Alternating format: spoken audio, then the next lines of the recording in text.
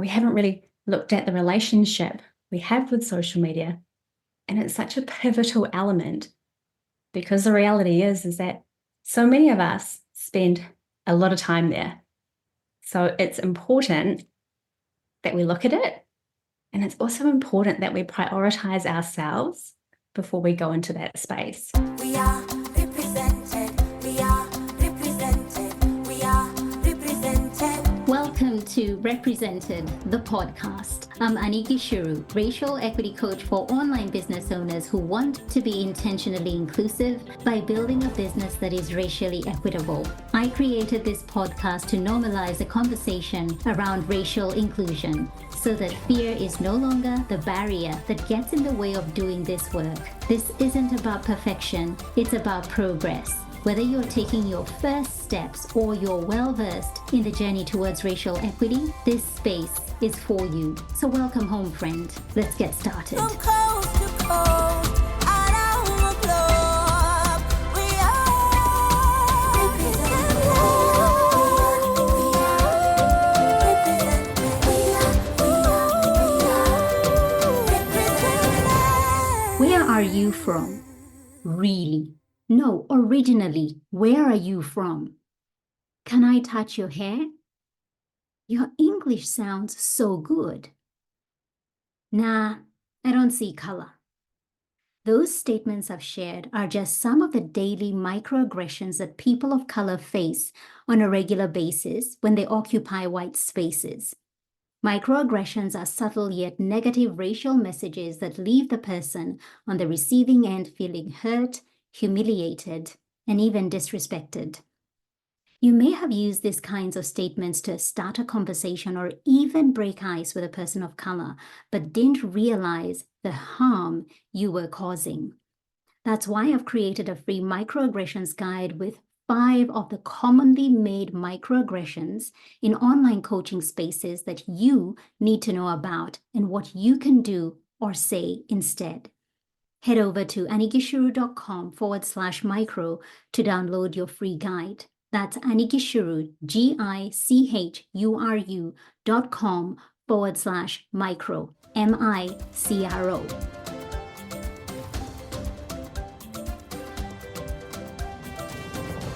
Hey there, lovely. This week on the podcast, I am joined by Misty Johnson, who is a social media self-care coach. This is a conversation that is so important, and I'm excited to be having it now because it's all about unplugging from social media in order to come back as a better version of yourself. I love what Misty shares. She has so much passion as she talks about this. There were so many light bulb moments, particularly when she spoke about the influences of social media, when she spoke about who you end up being when you're part of certain spaces, and how she is able to support you to unplug. And we got to talk about many, many other things that are impacting the world right now, even things like Ozempic, not from a medical perspective, but really from the perspective of the things that people are consuming and the impact that is having on them. So let me tell you a little bit about Misty. She is, as I said, a social media self-care coach. She's also the host of the Unplugged Unplugged podcast. Misty supports her clients to unplug from social media in a simple, sustainable, stress-free way so they can hit refresh on their time, allowing them to tap into what's truly important and embrace what she calls JOLO, the joy of living offline.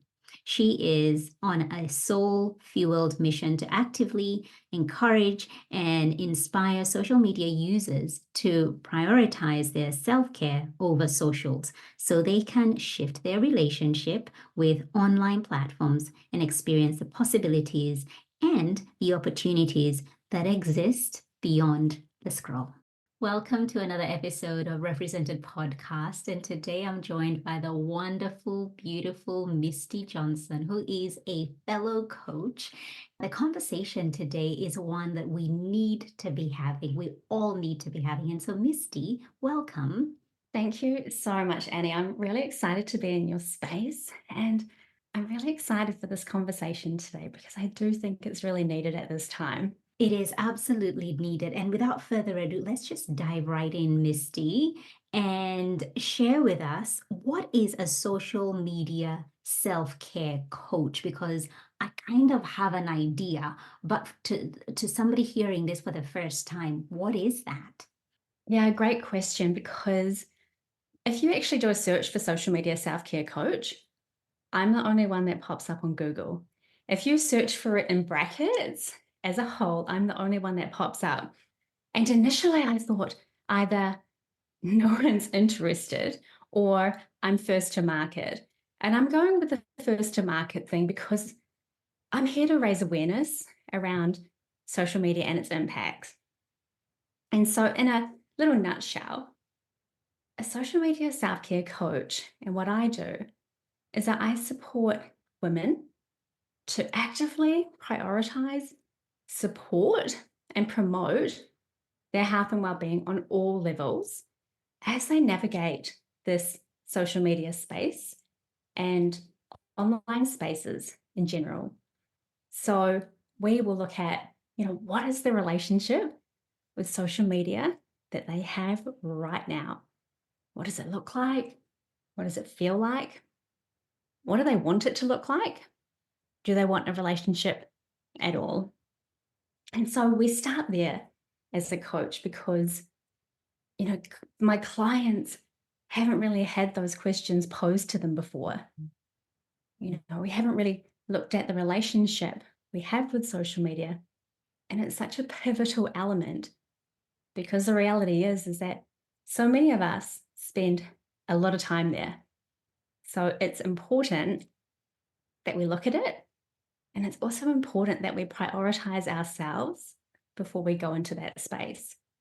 So that's what I do as a social media self-care coach, is that I support women to prioritize themselves over socials. Oh, you've just said something that has just like I got a ping, ping, ping, ping, ping when you said prioritize yourself before you go into social media, because a lot of the reverse is happening whereby people wake up in the morning and it's like that dopamine hit. What's happening? What did I miss whilst I was asleep?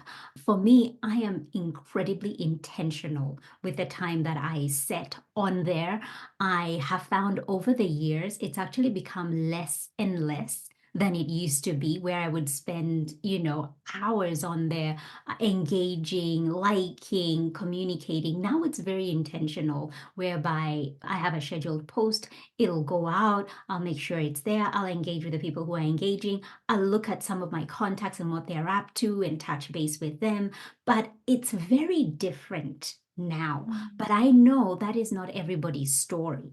I know that for a lot of people, it's like last thing before I go to bed, that's the last thing I'm seeing, first thing when I wake up. And that obviously does have an impact, an invisible impact to us, but it actually does manifest physically in so many other ways.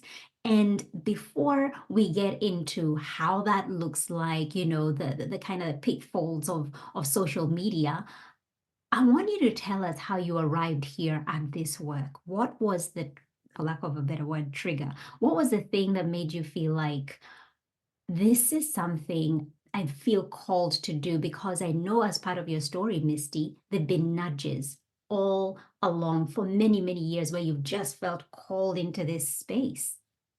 Yeah, thanks for the invitation to share this, Annie, because my unplugging journey, and I call it a journey because it has been a journey, it started way back in 2014.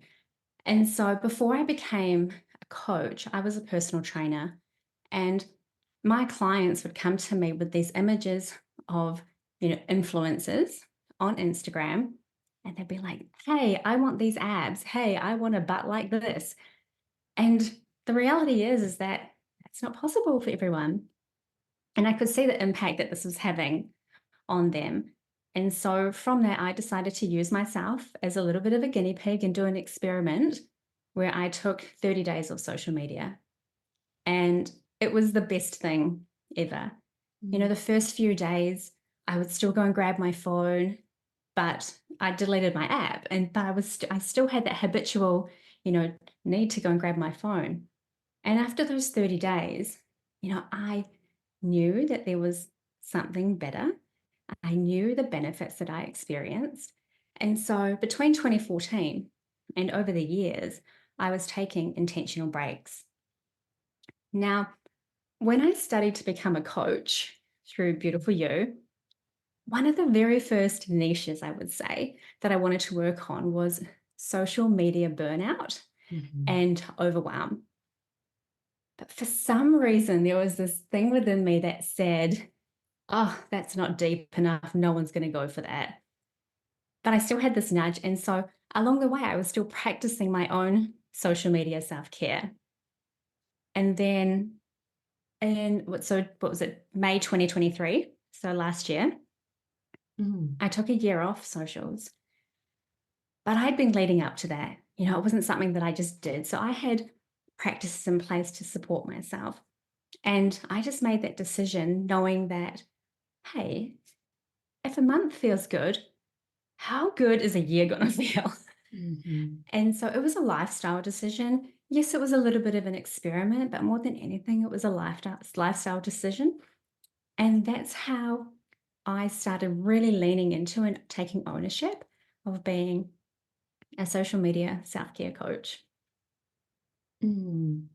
What a beautiful story of listening to the nudges and following where that takes you, knowing that it's a journey and experimenting with it, playing around with it.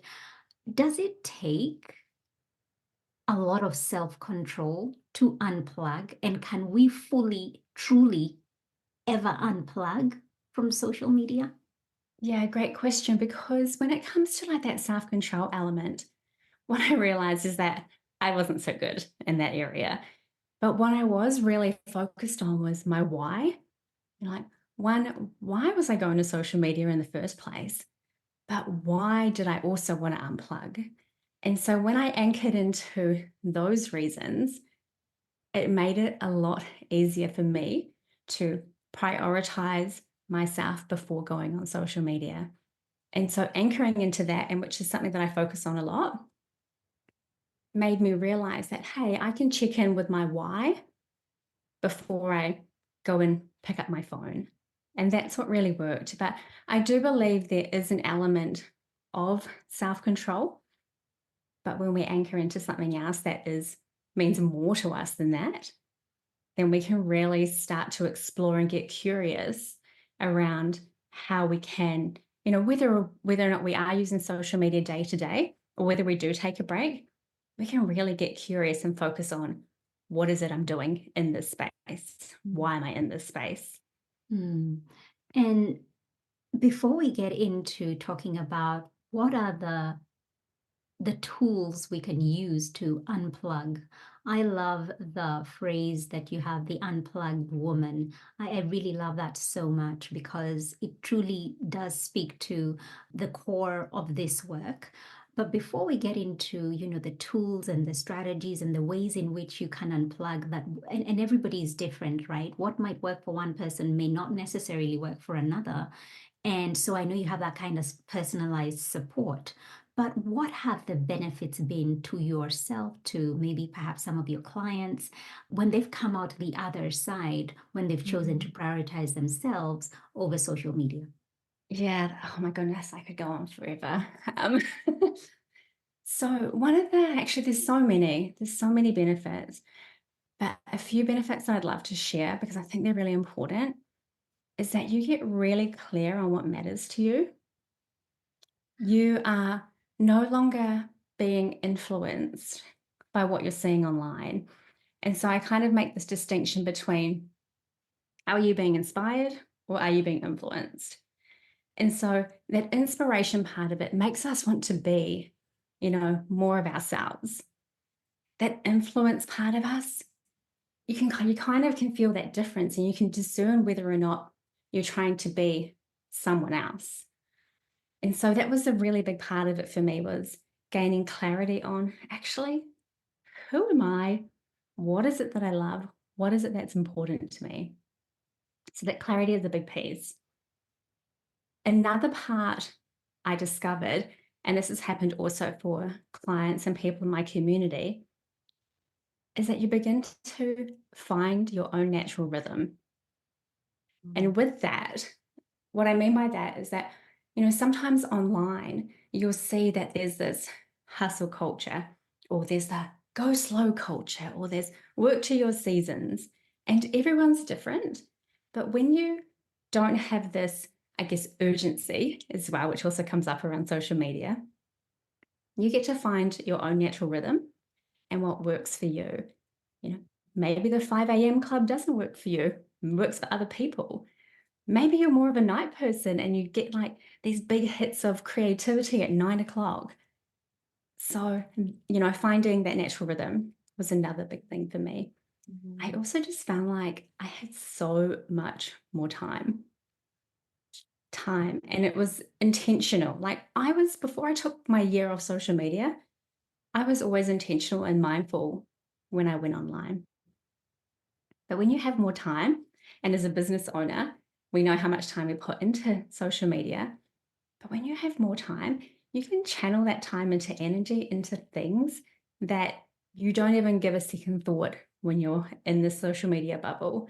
So I was able to create so many more connections offline, get in front of other people's audiences, connect with communities.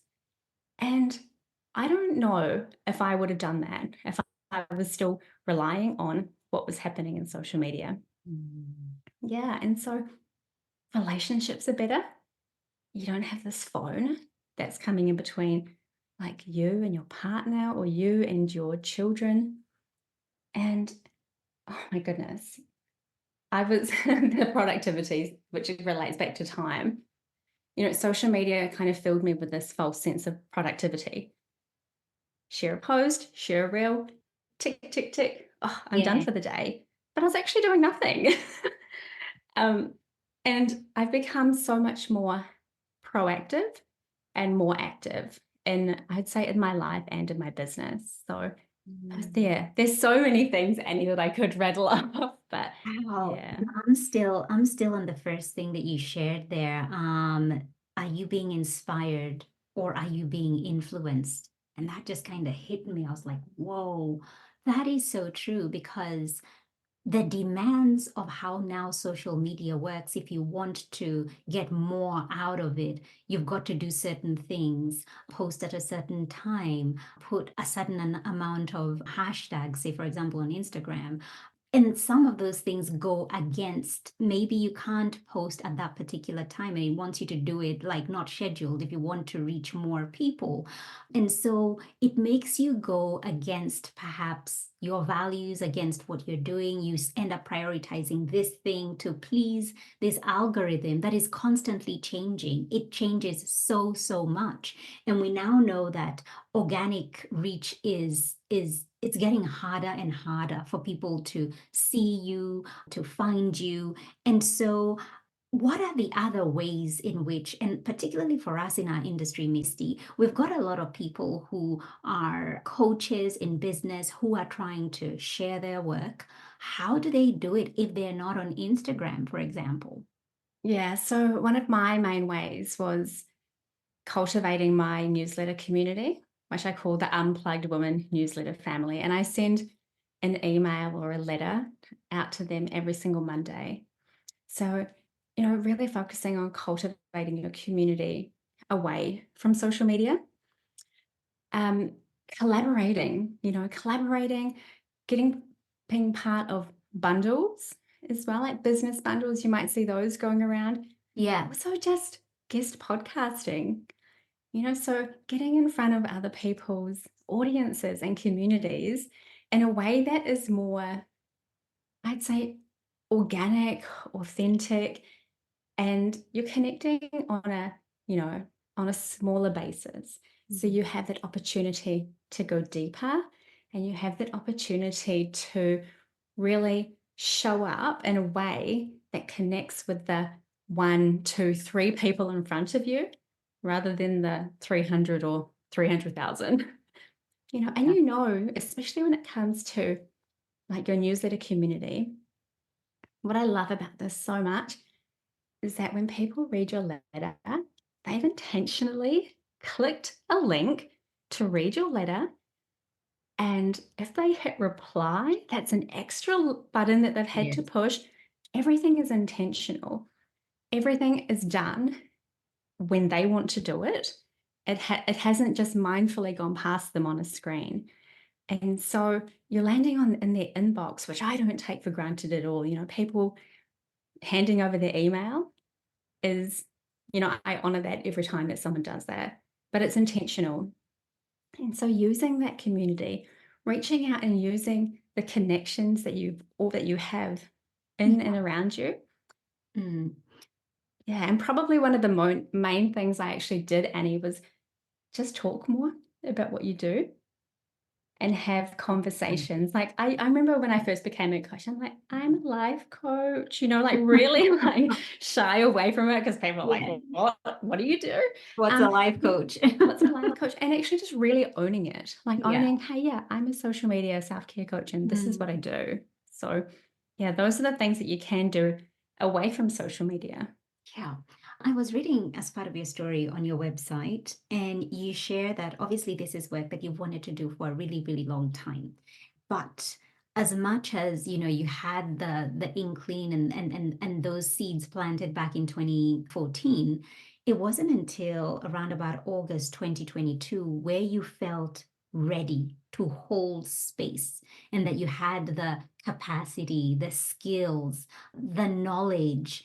What shifted for you between, obviously, that's a long time, that's almost 10 years, but what Mm. was it that changed and shifted where you felt, I'm better equipped now to do this and to hold space for people wanting to make that change? Yeah, and so it was exactly those nudges. Like, how many times does something have to show up on your path before you give it attention? And this had been happening. And, whenever I'd been on a break from social media, people would always say to me, how do you do that? What is it that you do? Why are you doing it? I'd be asked all these questions. And I didn't think I had the capacity to maybe hold space for other people because I didn't truly know if it was actually a thing, to be Mm. honest. Like it was something that I did, but hey, did anyone else want to do it? And you also get into this little, oh, she's not on social media. That's a bit weird. Mm. And it's even, Annie, recently I saw like, if you don't have a social media, that's a red flag. And I'm just like, I'm sorry. You see things like that popping up, but it was okay, this is time.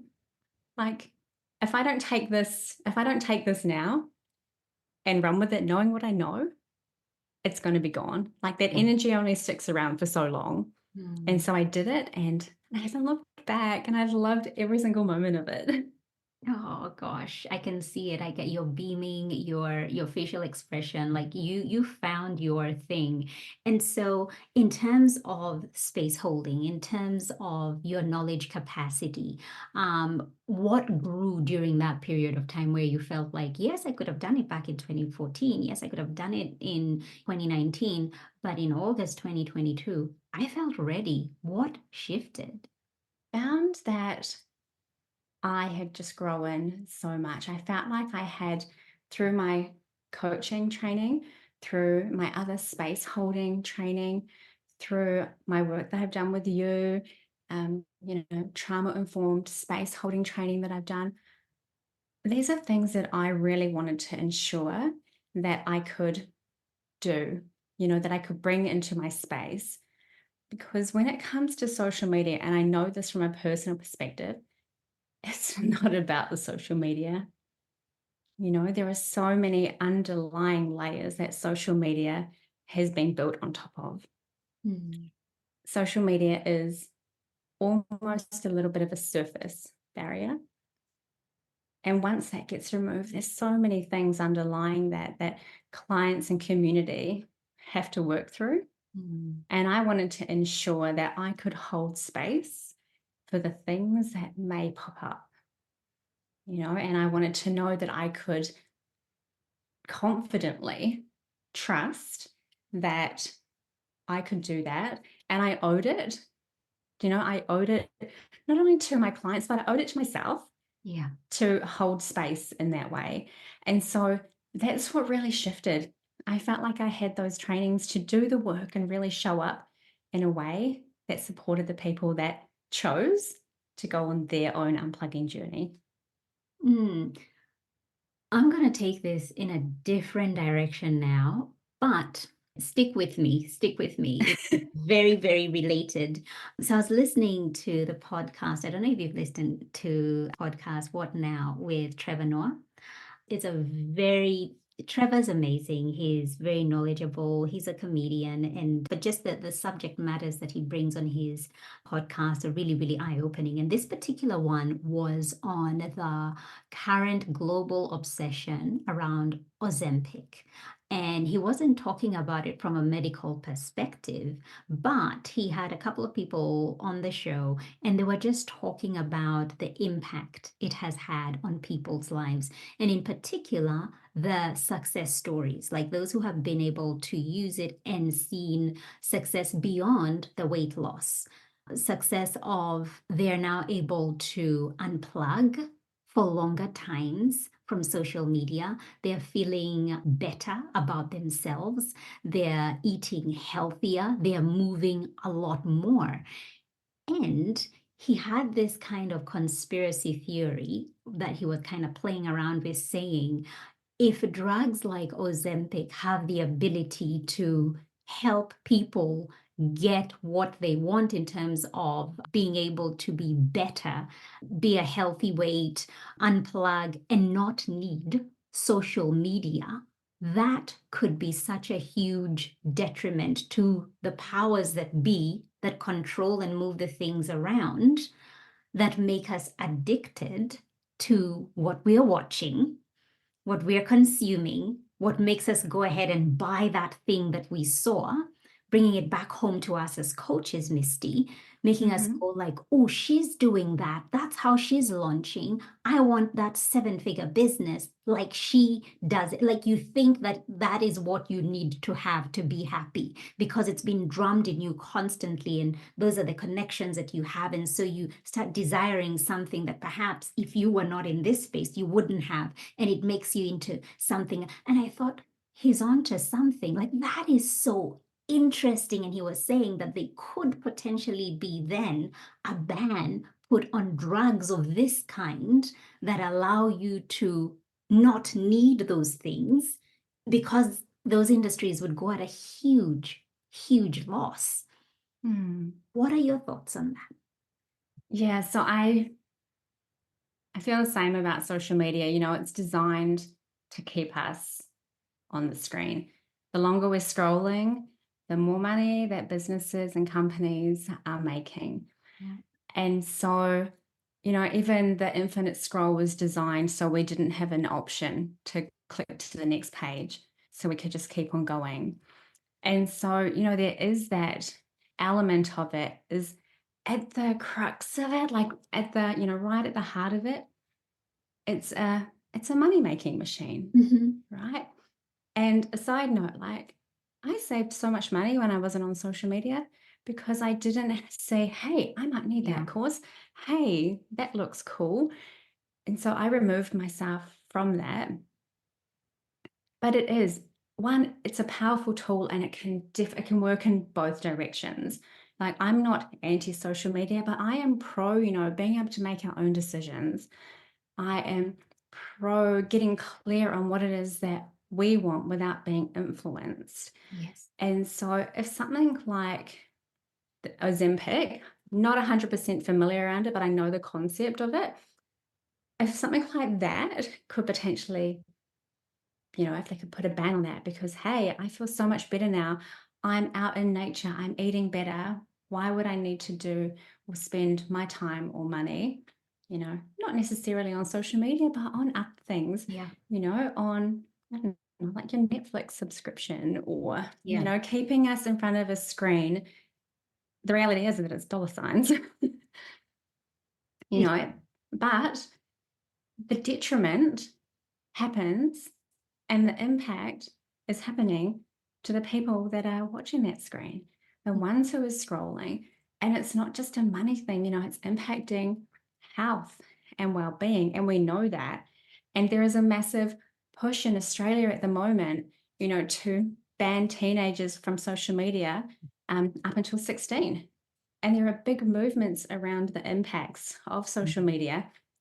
And it has always baffled me that if, as adults or grown-ups with fully developed brains, if we sometimes find it challenging Oh, to be in social media, to navigate the spaces, yes.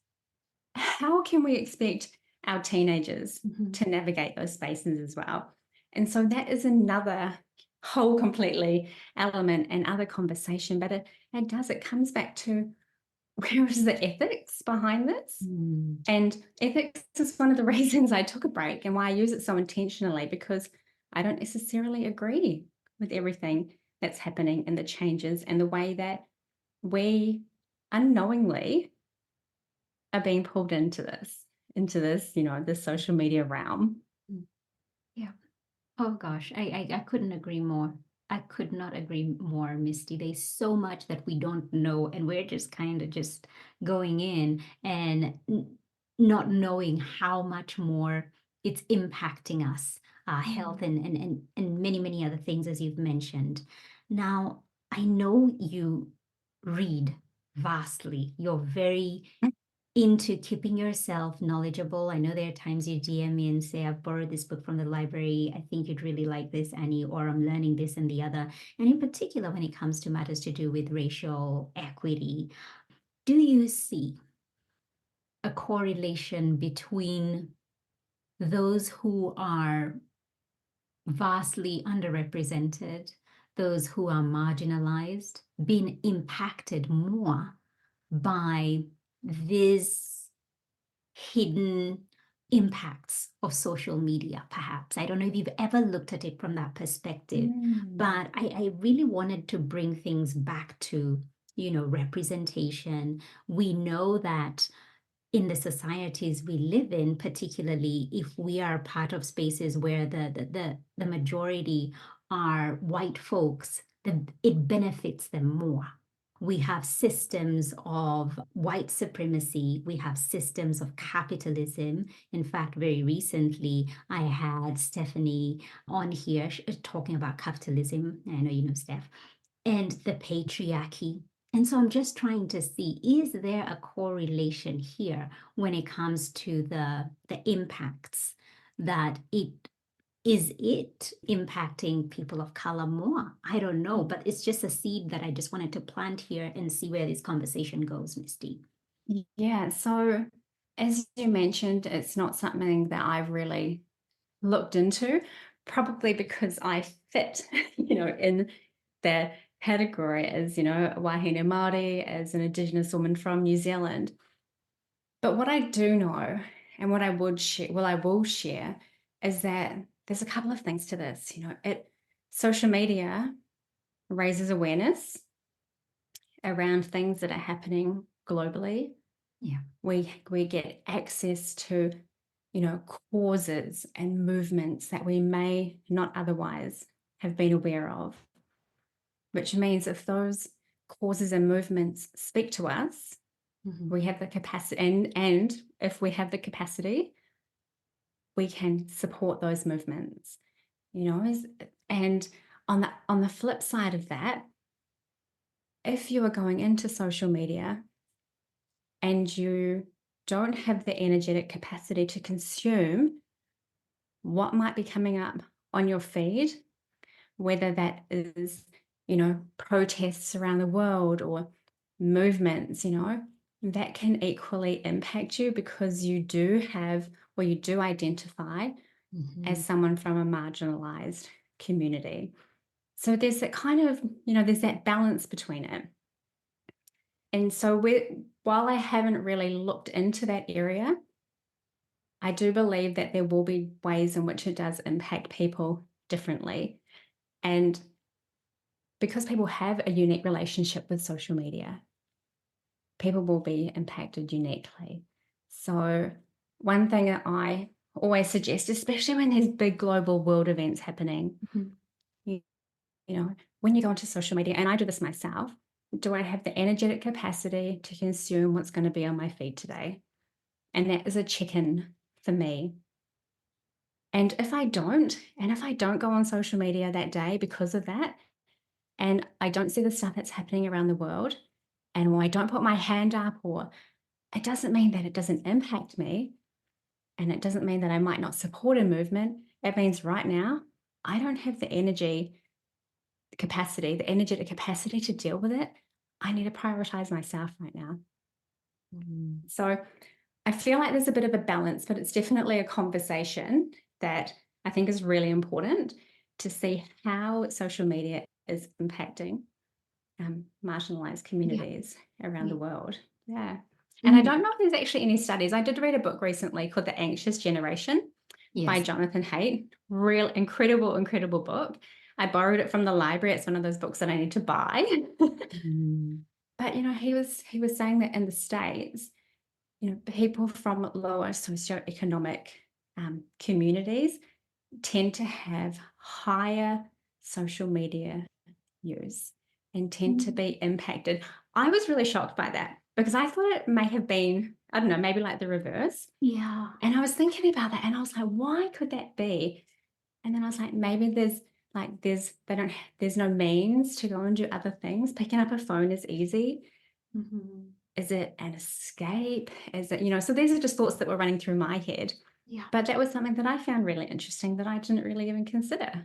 That is really, really interesting to hear because I don't know, something at the back of my mind is telling me there's a correlation. There's something there that adds on to the gap, the disparity. There's something that I can't put my finger on it, but I just feel like some studies, some research is out there and it kind of explains this, and it will be a little bit jaw-dropping when we do find it.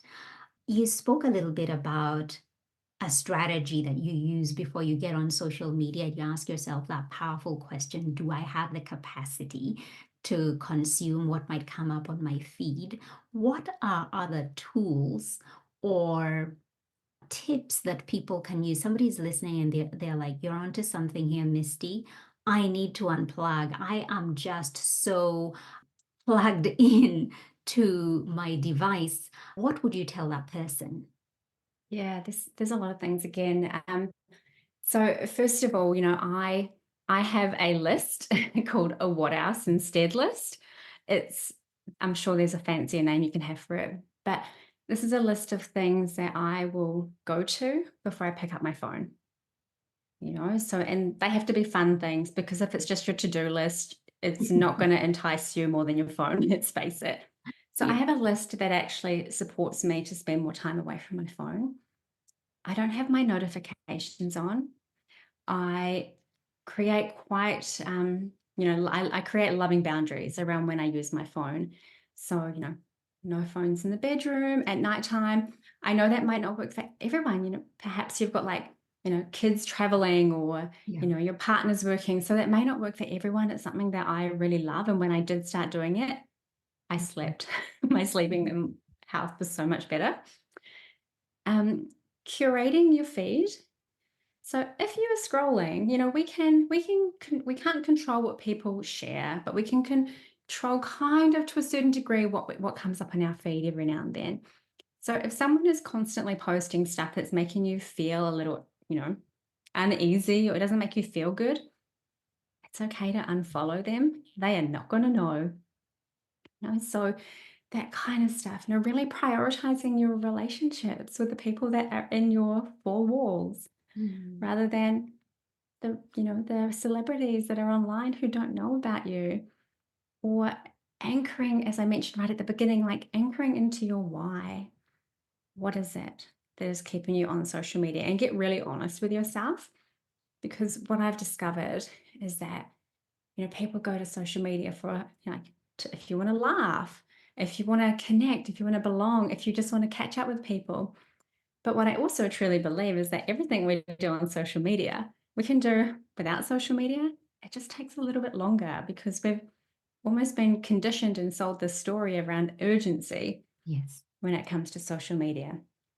So I actually have a toolkit around this as well with how to prioritize yourself over socials. Mhm. And, journaling prompts, there's lots of beautiful practices, just taking time out for yourself, checking in with yourself, being intentional with your time. There's so many beautiful ways. And I guess it can be different for a business owner. Primarily my clients, they come to me not because they're a business who's having social media. They have businesses, but they're coming to me more for personal reasons rather than their business side of things. And so, but if you're a business owner and you're spending way too much time in your DMs, invite those people to continue your conversation in emails. Wow. If you're spending time there and if you're telling yourself, actually, this is for work, this is for my business, allocate it from your 9 to 11 or however long you want to spend in there, and then just leave it. Yeah. So there's loads of different things we can do. Mm. And I always get, oh, but I've already done that. I'm like, well, how long did you stick at it? One day isn't going to cut it. Yeah. No. I'm sorry, but one day isn't going to cut it. That's the reality check. And it's going to feel uncomfortable because you're making a change. You're creating a shift, but you stick at it. And I truly, truly know that you will rediscover the beauty of life beyond the screen. It's just, yeah, it just opens up so many opportunities for you. It sure does. And so my final question to you, Misty, is if fear was not a factor, how would you show up in your work?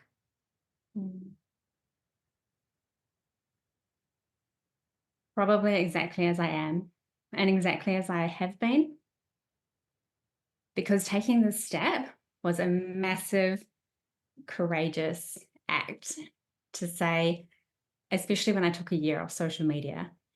And I leaned into that and I was like, this is it. This is what I'm committing to. And so if fear wasn't a factor, I would show up as I am right now and maybe add in a few more reality checks. Share reality checks, maybe without wondering, is this going to hit too hard? But sometimes people need a reality check to realize, hey, your relationship is going down the drain because your phone is getting in the way. And it's not coming from a place of guilt or shame. It's coming from a place of love because this is what's happening. So maybe more reality checks, but shared, not so bluntly, but really from that place of love. Yeah. Love that. I love that so much for you. Where can people find you and connect with you? Yeah, so the best place is my website, so mistyjohnson.co. And on my website, you can also access the Unplugged Woman social media self-care toolkit, which is a free resource for you. And you can also become part of the Unplugged Woman newsletter family, which you'll receive what I love to call a loving letter from a friend dropped into your inbox every week. And I am actually back on the gram. It was a big decision, but one that I know was needed to share what I'm doing, to reach the people that I want to support and I need to support. And at the gram, I'm Misty Johnson _co. And I have to add, and we'll have all these links in the show notes, but I have to add, you've also really have boundaries around that because I know you're taking a certain time off the gram, so you're not there 24/7, but you do have boundaries that you've put in place and using it to work for you rather than it, you're there for it. Yeah, and one of those things I've introduced since coming back onto Instagram is that I'm going to take the second week of every month off Instagram. And further on down the track, I will invite people to experiment with me and do that with me and be supported through that if that's something that they want to go through themselves.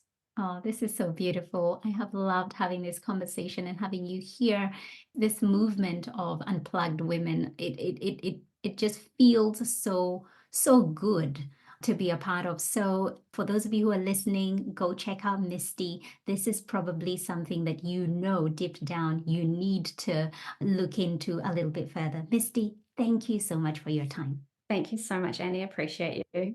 We are represented.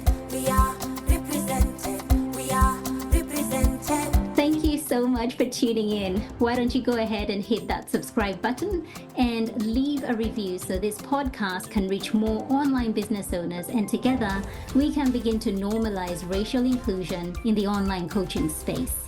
I'd love to acknowledge the traditional owners of the land where this podcast episode was recorded, the Wiradjuri people in central New South Wales, Australia. Music produced in Nairobi, Kenya by Patrick St. P. Mbaru and Kambua Mathu. Vocals by Joanne Matata. Represented.